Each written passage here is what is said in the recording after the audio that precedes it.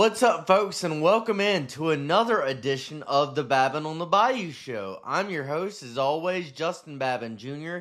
It is indeed Thursday, January 22nd, 2026. It is episode 9 now, I believe, of the Babin on the Bayou show. Thank you, folks, for tuning in. I'm ready to get into it. So, football heavy show today. Obviously, we're going to get into the first part of our defensive portal position breakdown, post-portal position breakdown, but I'll start with an update on the chase for Jordan Seaton. So, you didn't hear much out of the Jordan Seaton news and the Jordan Seaton camp on Wednesday. All that I have read is that on Wednesday, he and his camp, so Seaton and his camp, were in constant communication with multiple schools, mainly LSU and Oregon, and possibly Miami is still involved in this as well. And the conversations were on finalizing deals and details, adding in everything that Seaton and his camp wanted in these deals and stuff. So we didn't hear much on Wednesday. But I expect in the coming days, maybe even today, maybe even by the time you're seeing this, Seaton makes the decision. But as far as on Wednesday, you didn't hear much. It was just kind of, he was in constant communication with LSU, Oregon, maybe Miami as well, in terms of, finalizing deals and finalizing details. So LSU is still in the mix, but also it's a battle for a top portal prospect with three of the best programs in America in college football, all with deep pockets, and all with money, and they're willing to spend, obviously. So that's what I've heard on the Jordan Seaton front. Obviously, if you get him, he's a massive get. He's a plug-and-play guy. He'd be your left tackle in 2026. It'd be a massive addition to your offense and to your offensive line, which we talked about yesterday. It would be huge. But that's all I've heard. All I heard on Wednesday as far as on the Jordan Seaton front. But without further ado, let's get into the first part of our defensive portal position breakdown, and we'll cover the defensive line and linebackers today as well. So this one, I got a lot of info on this one, so they'll probably be, these ones will be a little bit more extensive. But I will say, defensively, the thing I'm most excited about that you've done in the portal, I talked about offensively. I think, obviously, you did a great job in every position, but I think what you did at receiver, especially, and quarterback, really fits in with what Lane Kiffin wants to do, obviously. I'd say on the defensive side of the ball, what I'm most happy with is what you did on the defensive line. I feel like you added a lot, especially at the edge positions there, and then you added some really good defensive tackles as well. And, the possible return of an elite pass rush to LSU really excites me.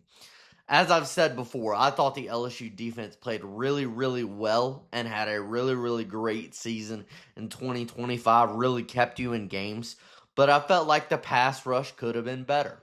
I felt like you didn't get much pressure just sending 4. When you did get pressure, it was usually a corner blitz with a guy like DJ Pickett or something like that. You sent more than 4. You didn't really get a ton of pressure if you only sent 4, right? But I saw somebody post this the other day.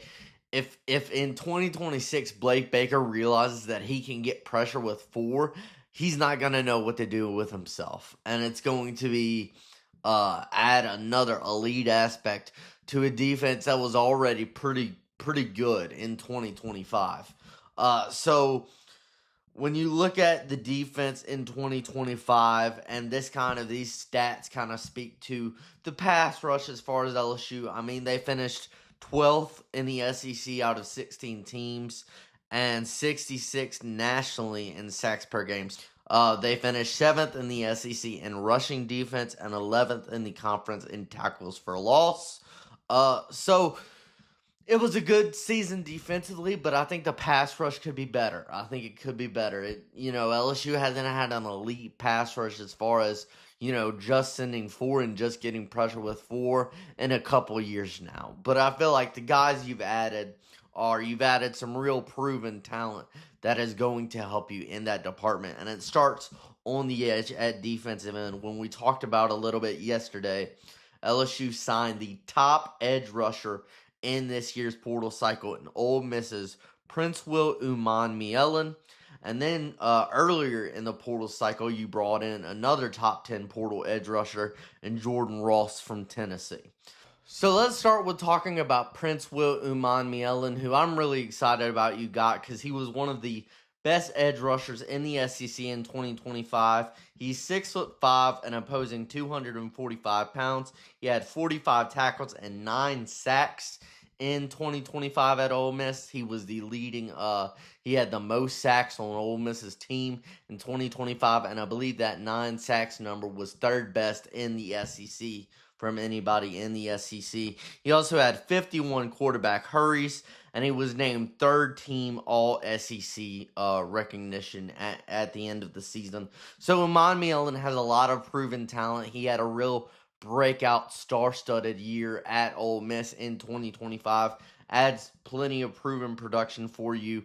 LSU hasn't had, I don't believe they've had a guy on their team, a rusher on their team, get 9 sacks or over 9 sacks since Arden Key did it in 2016.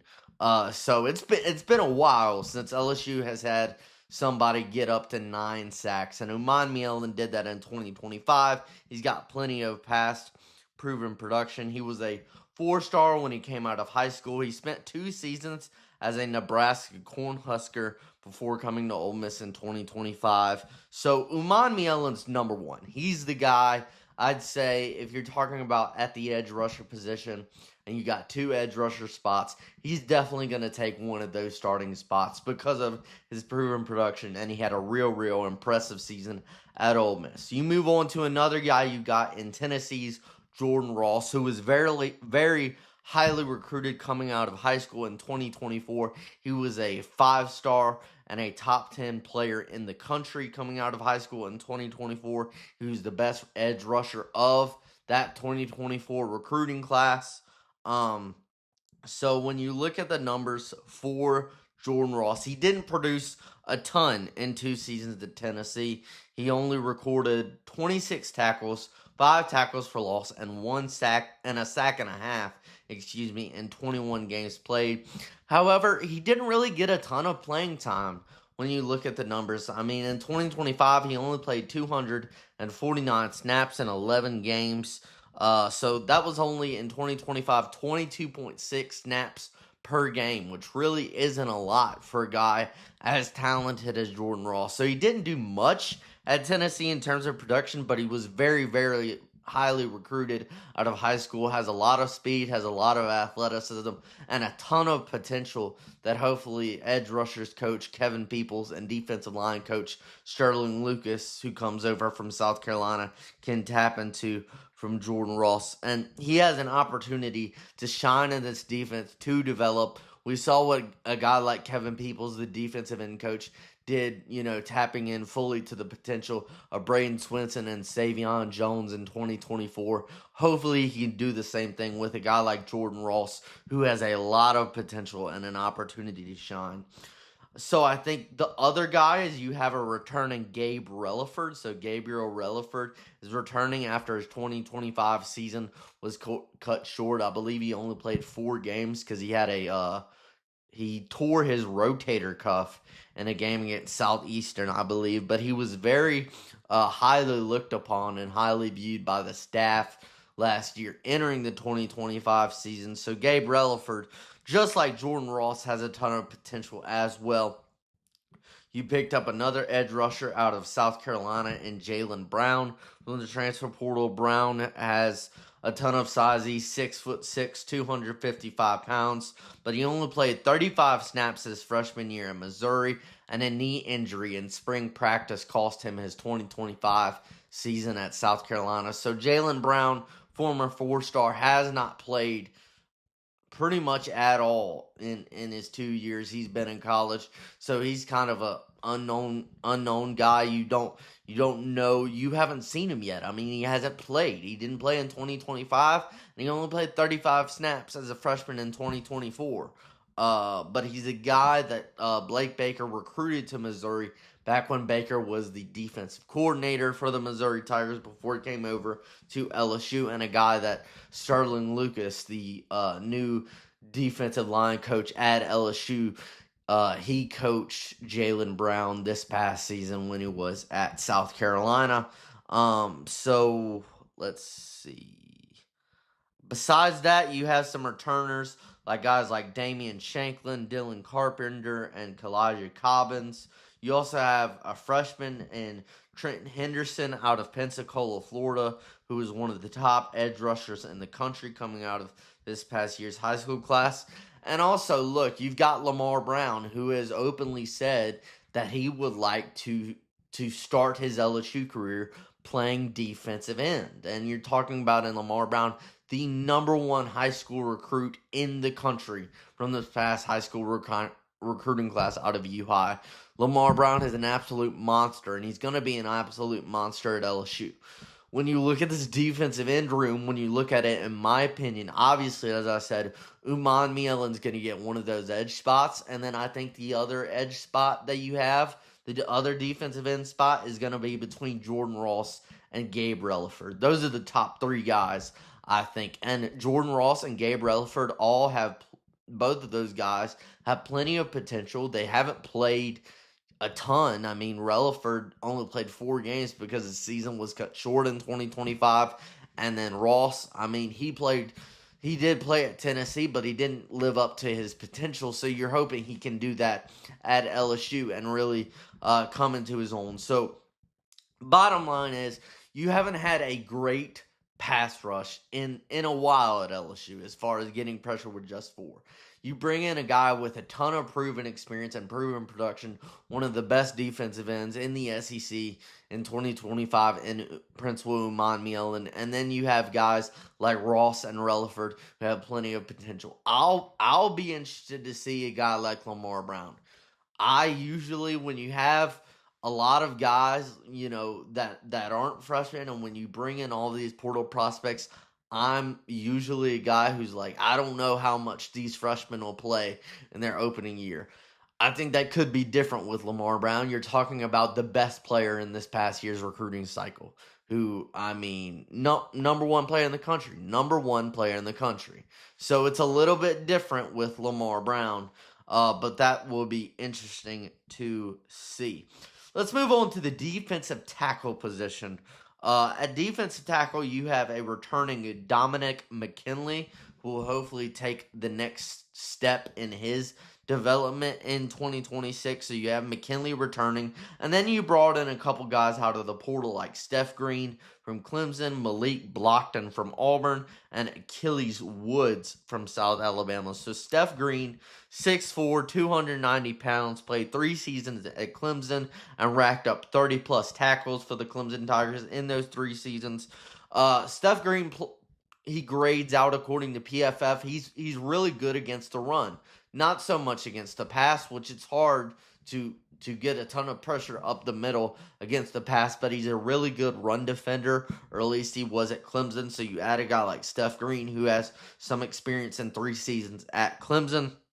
And then you move on to Malik Blockton at Auburn, when you look at Malik Blockton, as a senior in high school, he made a whopping 118 tackles in his senior year of high school, and in his second season this past year at Auburn, stepped into a starting role for the Auburn Tigers and made 18 tackles, 4 tackles for loss, and also had 10 quarterback hurries. At 6'3" and 291 pounds, Blockton has good size and really nice athleticism. So Blockton's another guy who had good starting experience at Auburn. I think he's a little bit quicker than both Dominic McKinley and Steph Green as well, as far as, getting to the quarterback as well. He's quicker, and he's a little bit more athletic. I think Steph Green is a really good run defender, and you're looking for Dominic McKinley to take the next step in his evolution as a college football player going into 2026. But I do like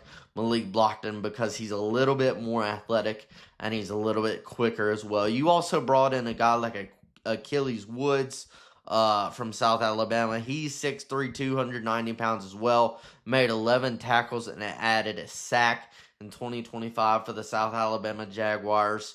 You pair these transfers and McKinley with, again, you have a lot of talent from, we talked about it before, one of the best defensive line high school recruiting classes that LSU has ever had. You brought in three top 50 freshmen in the country. And we talked about Lamar Brown, the number one player in the country, Richard Anderson, the number one defensive tackle in the country, and Deuce Gerald as well, who is also a very highly touted defensive tackle as well. So you have Lamar Brown, Richard Anderson, Deuce Gerald, on top of the three transfers you brought in.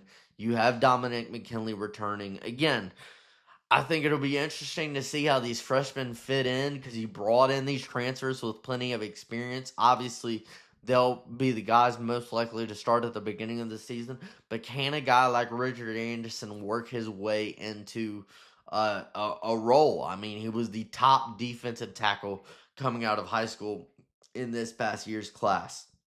So I think it'll be interesting. I think you're probably going to see Dominic McKinley start, and then maybe a mix between Steph Green and Malik Blockton at the other tackle spot. But that's kind of what it's looking like at defensive tackle for me, in my opinion. Let's get into.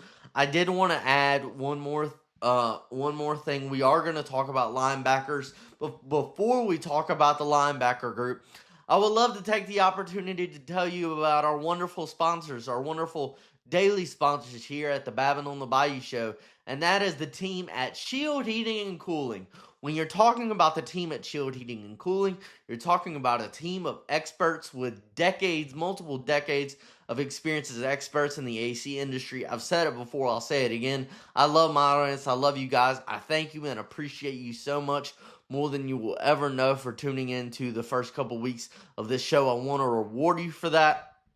So, to reward you for that, if you call today the team at Shield Heating and Cooling and at the number 225-46-BAYOU, 225-46-BAYOU, that's BAYOU. You call Shield Heating and Cooling at that number today.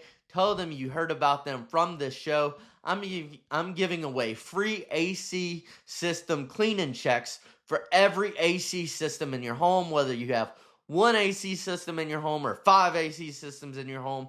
Call the trustworthy, reliable, the best team in the business at Shield Heating and Cooling today. Call them at 225-46-BAYOU. Tell them you heard about them from my show, and I'm giving away completely free to you, of no charge to you. I'm giving it away, free AC system clean and checks for every AC system in your house. We love the team at Shield Heating and Cooling.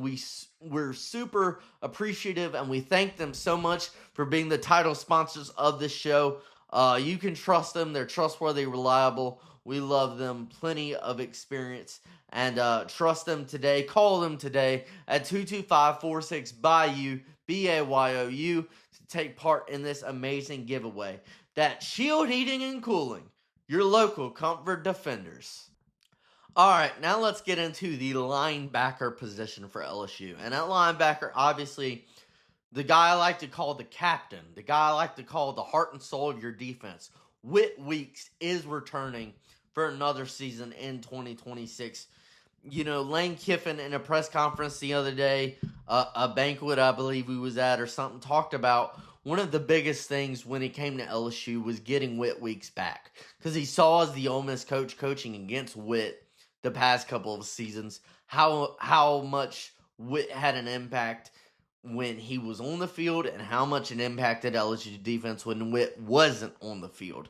I love Whit Weeks, man. One of my favorite players at LSU in a long time, just because of the absolute physicality, the absolute dog that Whit Weeks brings to this defense. I mean, the physicality that he brings is unmatched. It's second to none. We saw it in 2024 when Whit was a first-team All-SEC member with 125 tackles. Of course, in 2025, unfortunately, he was injured with a broken foot during the latter half of the season, so he only played in 8 games. But Whit Weeks, you're talking about a guy I've always said plays with his hair on fire. He is literally everywhere for this LSU defense. He has been the last couple seasons. I love Whit Weeks and having him back for another season because he didn't want, Lane Kiffin didn't want, and I don't think LSU fans wanted his LSU career to end with him missing the last couple games due to a broken foot because of what he's meant, reestablishing again the physicality that Whit Weeks brings, just an absolute dog, an absolute beast. I love watching Whit Weeks play football, and I'm so excited he's back to lead this linebacker group.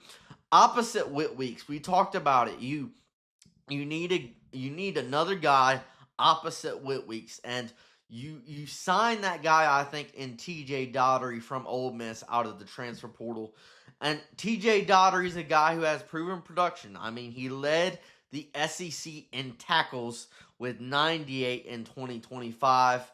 And look, he had plenty of proven production at Ole Miss and TJ Daugherty. I think obviously your top three linebackers right now are obviously Whit Weeks, TJ Daugherty, and then a returning Devon Keys. And when you look at it, you're talking about three guys that rack up tackles in terms of tackle numbers. I mean, we talked about it. Daugherty led the SEC in tackles with 98 in 2025.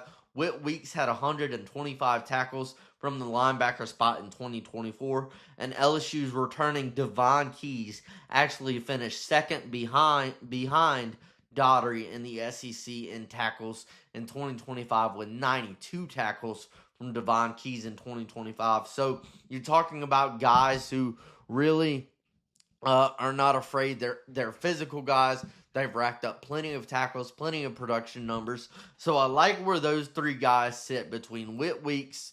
Obviously, he's going to be a starter. And then you'll have a solid rotation, I believe, between TJ Daugherty and Devon Keys.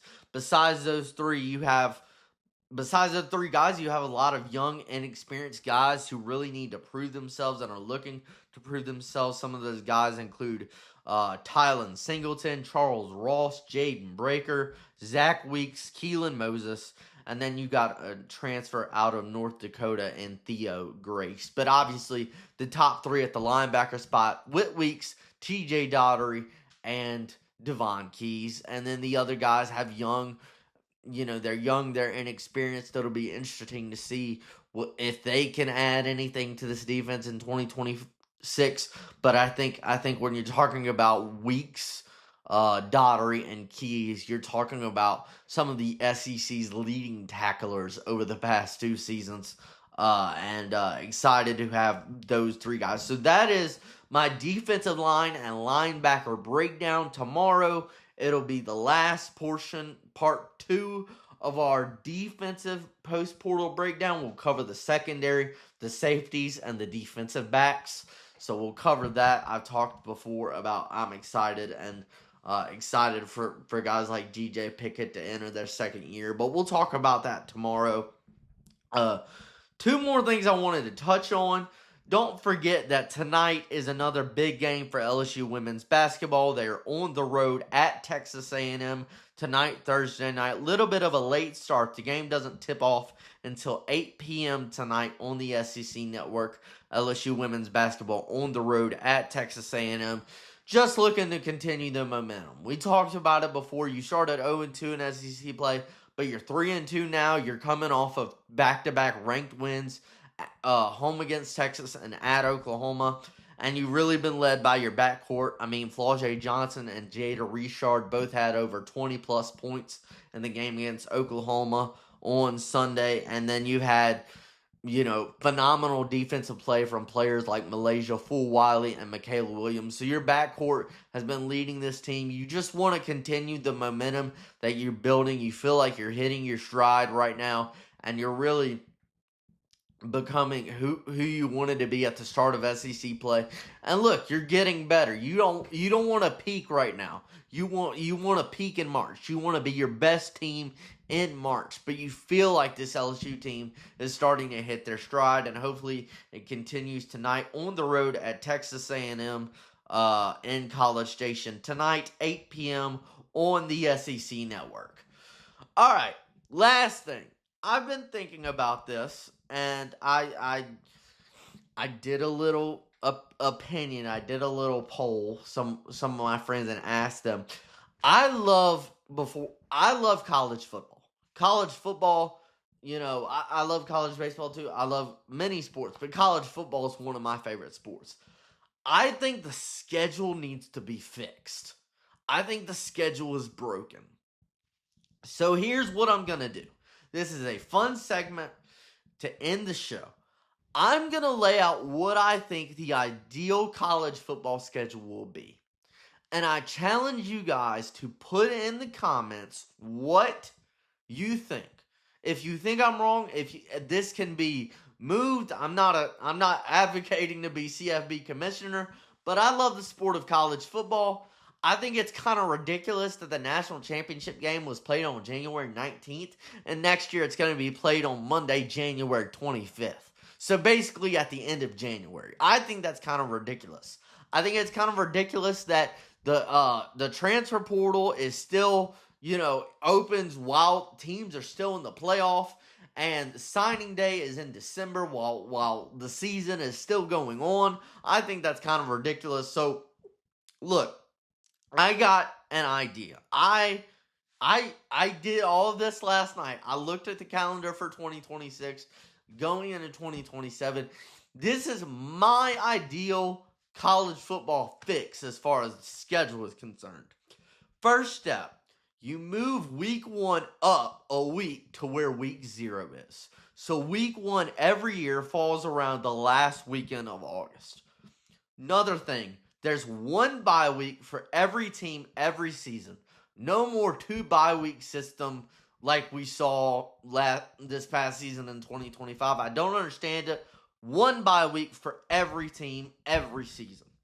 Conference championship games. Because there's one bye week for each team every season, and you're moving week 1 up to where week 0 is in the last month of August, conference championship games are now going to be played on Thanksgiving weekend, the last weekend of November.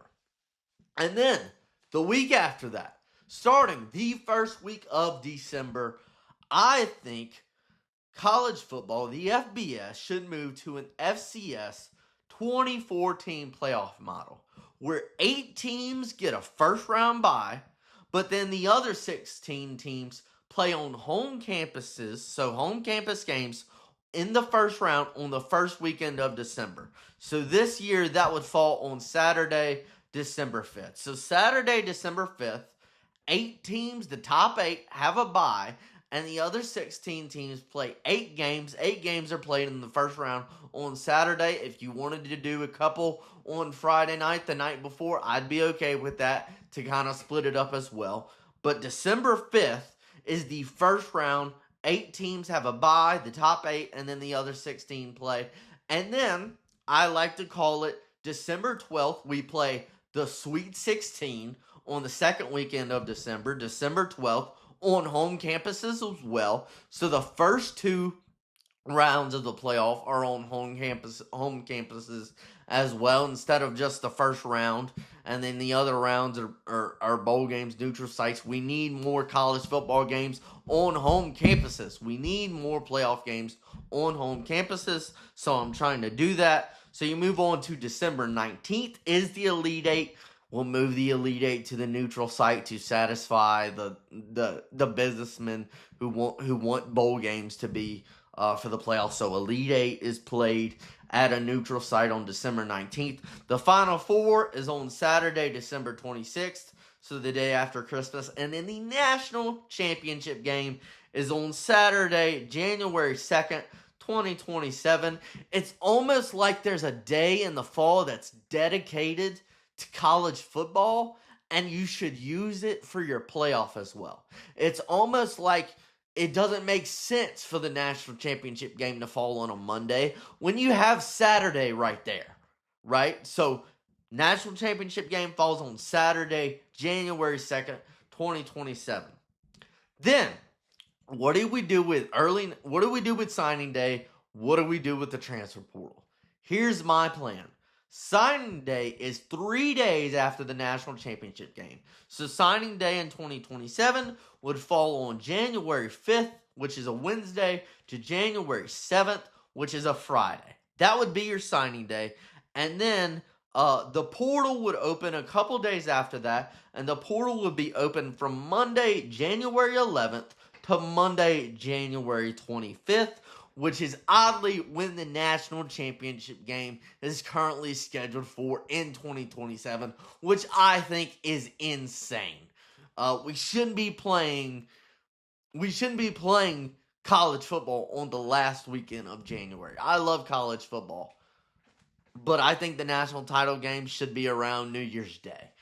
This is my plan. This is what I think. Fun segment. Wanted to throw it out there. I want to get your opinion. Tell me in the comments below. Does it not work? Does it work for you? What's your opinion? But that's the end of the show. That's the end of the show today for this Thursday, January 22nd. Again, thank you, folks. Thank you so much for tuning into the show. Like this video, share this video, subscribe to the YouTube channel. I'll see you tomorrow. But God bless. I hope you're having a great Thursday and continue having a great Thursday. God bless. Go Tigers and have a great one.